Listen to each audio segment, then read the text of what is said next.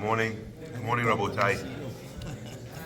Welcome to Breakfast on the Class. Breakfast on the Class today is Li'ilui Nishmat Ruth Bat Adela Orfali by her entire family, and as well in the memory of Penina Perel Bat Chaim Eliezer. Let us begin. We have a beautiful pasuk here. The pasuk tells us, "V'haya Ekev tishmeun et hamishpatim ha'ele," and it will be if you protect and if you keep these mitzvot, ushmartem v'asitem otam, and you will guard them and you will do them. Shmartem v'asitem, you'll guard them and do them. What does the word ushmartem mean in the context of mitzvot usually? Ushmartem usually means guarding not to do the mitzvah, guarding not to by mistake fall in the avon. So as an example, when you erect a fence around a mitzvah, so you don't get too close to it, or around an averah, that's usually the concept of shmirah, like shamor et yom HaShabbat lekadisho versus zachor et yom HaShabbat. Zachor et yom HaShabbat means to remember Shabbat in a positive way, like make kiddush. Shamor et yom HaShabbat means the things that we institute in order that you might not come to do this, the negative commandments. So Hashem says, it will be if you listen to my mishpatim, these mishpatim, and you guard them and you do them. If that's what happens, says the pasuk, then Hashem says, V'shamai lecha, Hashem will protect et habrit ve'et ha'chesed, His covenant and His kindness, Hashem nishba la'avotecha, that He promised to your forefathers. So it's an interesting thing. What does that mean? If God swore to our forefathers, it means that He has to keep His promise. Everybody who's a good person keeps their promises that they make, right? Simple as. So why is it over here? It's like, you know something? You know what the reward is for you keeping the mitzvot? Hashem also is going to keep His word. So if you can imagine, a simple understanding might be that God's decision of keeping His promise was, if we do that, then He'll do this. So it doesn't mean that God otherwise is going to break His promise. It means that otherwise God never made the promise. So in other words, if I tell you, if you come to shul 100 days in a row, then you know what? Then I'll make grilled cheese for everybody. All right? Then if you come to shul 99 days in a row, you slept in the 100th day, do I have to keep the promise I made? No, the promise I made was on a condition.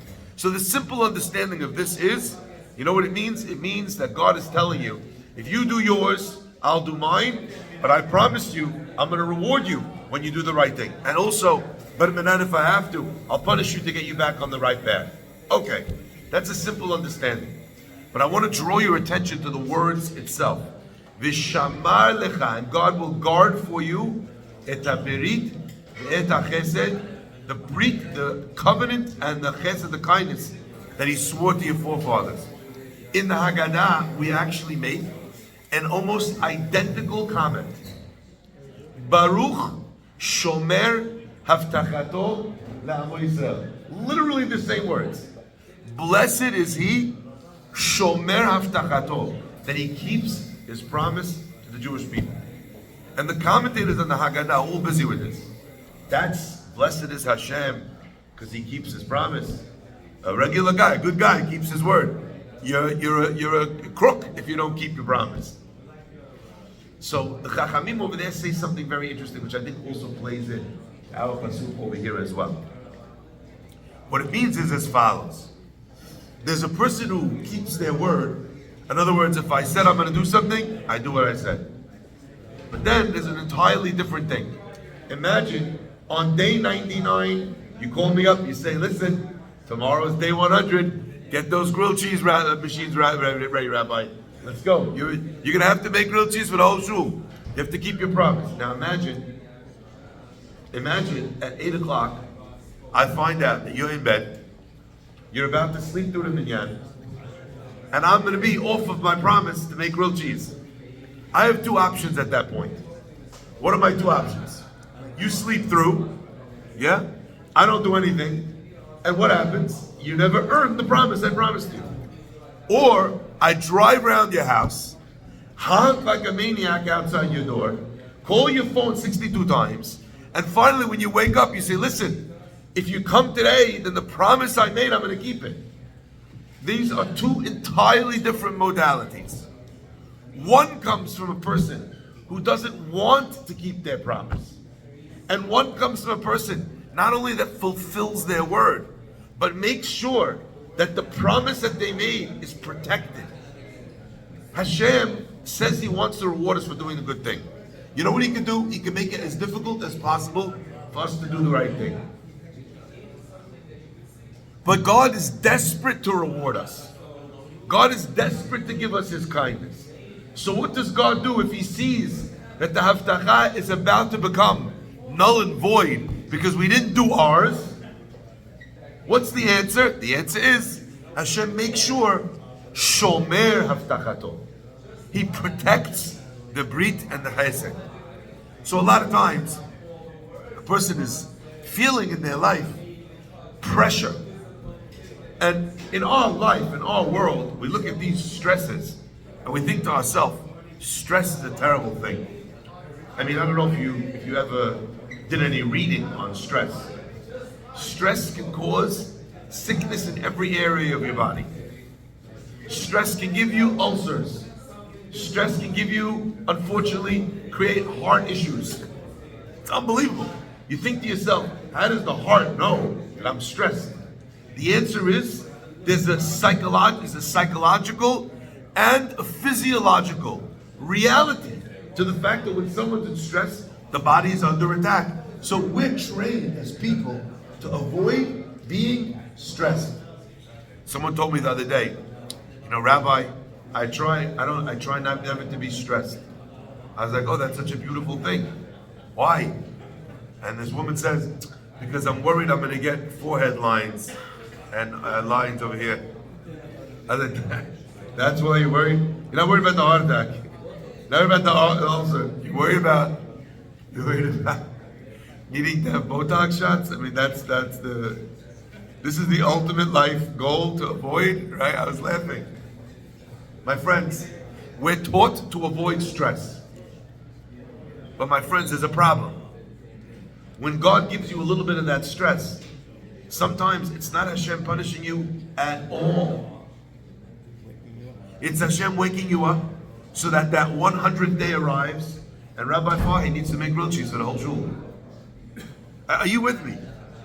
Imagine we looked at those stressful moments, at those difficult times, as God going altruistically out of His way to make sure that the beracha that He has planned for us, we meet the conditions.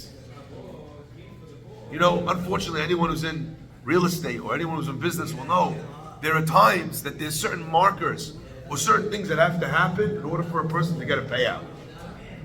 The inflation rate needs to stay beneath this number, otherwise it's not profitable. We need to make sure, as an example, that we don't have X amount of fines or taxation or fees, because all of our profit is in those things. So a person is sitting there looking at those things, and they're worried because they know that those indicators are going to decide. My friends, what if the indicators of beracha were these elements in our life, us doing the right thing? It's not that if we do something, we get rewarded. It's that God is desperate to reward us. But He creates barriers for entry where the goodness that we get is actually earned by the actions that we do. And when we're straying from those actions, Hashem says, no. Come back. Not punishment, but rather, my friends, not punishment, but rather insurance and assurance that the beracha that we want comes back to us. My friends, I want to share with you a beautiful chidush on this concept. If that's what the pasuk is talking about over here, if you do these small mitzvot, the mitzvot that someone steps on with their heels, says Rashi, mitzvot she'adam dash be'akevav. If you do those mitzvot, says Hashem, I promise you, I'm going to protect the covenant, the brit. I'm going to protect the chesed. God will love you and He'll bless you, etc. And He gives us the most magnificent blessings. For what? For doing the small mitzvot. Why are small mitzvot so important? One would imagine either they're important, so therefore they're not small, Or if they're small, then they're not important. And the answer, my friends, is a line in the Navi. The Navi says that when a person sins in this world, and when a person grows in this world, we sin and we grow in the same way. We do mitzvot and we do avirot in the same way. What does that mean? The answer is, says the Navi, tzav la tzav, kav la kav. We go from one line to the next. We go from one small thing to the next. The Gemara says that the Yetzer Hara never tells a person to wake up today, wake up and worship Avodah Zarah. Never in the history of Yahadut has that happened. God doesn't wake up a guy who goes to shul every morning, puts on tefillin, gives tzedakah, studies Torah, says to them, listen, you know something? I think you should go bow down to that statue. It's not even entering your mind. You know what I think you should do? Your neighbor just got a beautiful house. Fantastic idea. Let's murder him in the middle of the night and hush up his house. Has anyone here ever thought of doing that? Has anyone here ever seen a guy in a nice new car? Maybe you might feel like you like the car.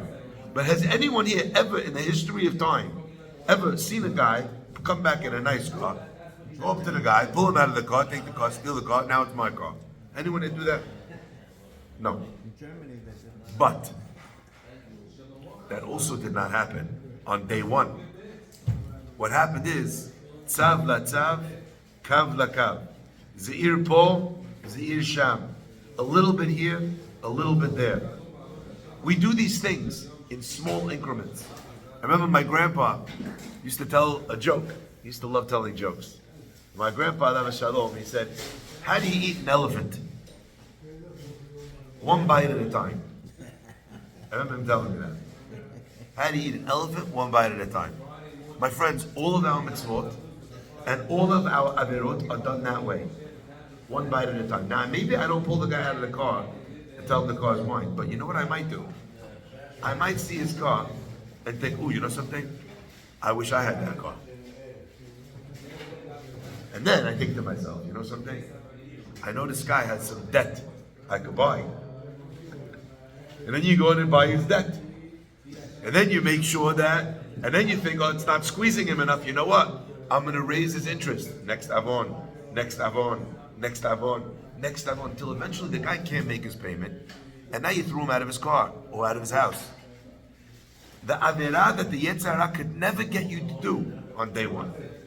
He got you to do on day 100. But with 100 tiny steps in between. You can never tell a guy, wake up one morning, you know what? Throw your wife and kids out the window. You know, that's it. Khalas. Absolve yourself. Don't give them any money. Don't take care of them. You know, never show up. Don't set. But you know what happens? On day one, he gets angry with his wife. Annoyed, even. Let's make it less. Annoyed. On day two, instead of making up, he's annoyed, but now he's annoyed and he's angry because she didn't chase him and try to make peace and try to tell him he's the best thing since sliced bread. You know when Mashalim they changed? Used to be that there was something the best thing since sliced bread. Now you have everyone in the world is gluten free. Yani. They're like, that's the worst thing that happened, sliced bread. Okay, my friends. Yeah. Either way, on the next day he's annoyed and he's angry. On day 3, he's annoyed and he's angry, and now he's thinking to himself, you know something? My wife did that. My wife said that in front of the kids, and you know what the kids said? Nothing. How does Bar Kamsa now? Now he's angry at his kids. Zeir po, zeir sham. A little and a little and a little and a little and a little and a little. The mitzvot are not small. No mitzvah is small. But HaKadosh Baruch Hu is telling you, I have such good things in store for you. But I want you to understand, you know what's going to mean the difference between you getting there and you not getting there? Zeir po, zeir sham. Looking at the Yetzer Hara and telling him, I know your game. And you know what my response is to your little tiny immeasurable steps of growth, of sin? Immeasurable tiny small steps of growth. Anyone here, can I ask, is anyone here coming to shul now very often that in their past never went to shul? Or went to shul once a week, or went to shul once a month? A couple of people, right? Can I ask you, was there a moment where you decided, you know something, from now on, I'm going to go to school every day? Was there a moment where that happened? No. You have people sitting learning every day. Was there a moment that they just decided, I learned nothing? You know what? I learned nothing. Tomorrow, I'm learning every day. Doesn't happen. You go to one class. While you're eating, the rabbi made one joke that made you smile a little bit. It wasn't that funny. It was like comedian funny. It was rabbi funny, okay? What did you do? With a half a mouthful of bagel, you smirked. That smirk was the first step. And then the next time it came time to go to shul, you were like, you know something? I may as well go. I have to stop by a Hot Bagel Bakery anyway. The line is longer at Hot HBB than it is in Hathaway. HBB, yeah, you know me. You understand, my friends? Slowly, the same game that the Yetzer Hara plays with you, pulling you tiny step by tiny step out of your way, is the tiny step by tiny step that you get back on your path. So HaKadosh Baruch Hu is not telling you, if you do small mitzvot, you're going to get the reward. He's telling you, if you do small mitzvot, you know what you'll do? You'll do big mitzvot. And if you do small sins, which is the ones he tries to get you on, you know what you'll do? You'll do big sins. And then you'll lose the reward. My friends, habits that we create, opportunities to pay attention to little tiny moments of mitzvot and growth that we could achieve, wind up taking us to the highest places. And all I want to do is I want to throw this at your mind, and I hope some of it sticks. I hope even a little bit sticks. Shalom Bayit is also like this. You know, you have a relationship with your wife, which is, I don't know, not so good. Maybe it's not, you don't fight, but it's not a relationship filled with love and connection and worrying about the person's welfare. Let's say you have a relationship. It's okay, it's not great. How do you fix it? Most people make this mistake. They think that fixing it is buying something huge, is coming and being on two knees and professing love and putting rose petals around. It's not a big thing. It's a tiny thing. And I think that's the depth of what it means when we say, Ata Ma Hashem, Ata Israel, Ma Hashem shoel. What is Hashem asking for you? Ki'im. He's only asking for you something small. That smallness is not asking you for small only, it's asking you for small to start. You fix Shalom Bayit by making one more comment that is positive in the day. You fix Shalom Bayit by agreeing one more time that it's her way and not yours, or his way and not yours. You want to fix chinuch for your children. You can't do something that's going to fix the problem in one shot. Things don't work that way. So the pasuk over here is telling us that the most beautiful thing in the world and the way to accomplish the biggest things is by finding the smallest keyhole entry. Today, if you go to a hospital, there's two ways you could do a surgery. Right? Back in the day, where they took a machete, they sliced you open head to toe. They rummaged around, you know. The guy used his training from playing the game Operation. Okay? And that's how he tried to treat you. You know? But today, a person goes in for surgery, and you know something what they could do? It's called laparoscopic surgery. Anyone know what that is? They take a little tiny hole, and they poke the hole in. And once they're in, they could navigate where they need to, inside, no problem. You know what's great about laparoscopic surgery? The healing is much faster, much less chances of infection, much. My friends, that's the difference. Sometimes when we want to change, we think that the process of change is to slice the whole thing open, throw this out in the garbage. But you know what? When you make too big a move, the chances of something going wrong are too big. The smaller the incision, the smaller the entry point. Once you're in, you'll already navigate to where you need to get to. Hashem should bless us to recognize and see the small opportunities in Shalom Bayit, to fix one thing about your child, about the way you're interacting with your child, to fix one element of your midot, instead of saying, that's it, I'm never getting angry again. I hear people say that. Sometimes I think to myself, challenge accepted. That's I'm going to get this guy angry. Just to show him. It doesn't work that way. But if you could curb one less time of anger out of the 50 times you got angry in a day, then on day 2, you could curb it 2 times. And on day 3, that's Ekev Tishmud. Hashem should bless us, Be'ezat Hashem, we should be zocheh to make huge changes, just in an almost imperceptible way, where it doesn't even seem or feel like we changed at all. If you ever lost a lot of weight, and you don't notice it, and then someone looks at you and they're like, where are you? You're half the man you used to be. All the lines that you heard before. Is it Ozempic? All those things. You look at this guy, and you know what? You know who notices the change? Not him, not his family, not his best friends. The guy he hasn't seen in 6 months. Because he lost so little at a time that everyone got used to at every stage to the new normal. My friends, when you want to change and you want change to stick, you look for a way to be able to make it imperceptible, that no one even noticed it happened. And then they wake up one day and you're going to shul all the time and you're studying Torah and you're fully kosher and you're keeping the laws of family purity the right way and you're not losing your temper and your midot are 1,000 times better, and you can't believe the distance you've traveled. Baruch Adonai Le'olam. Amen.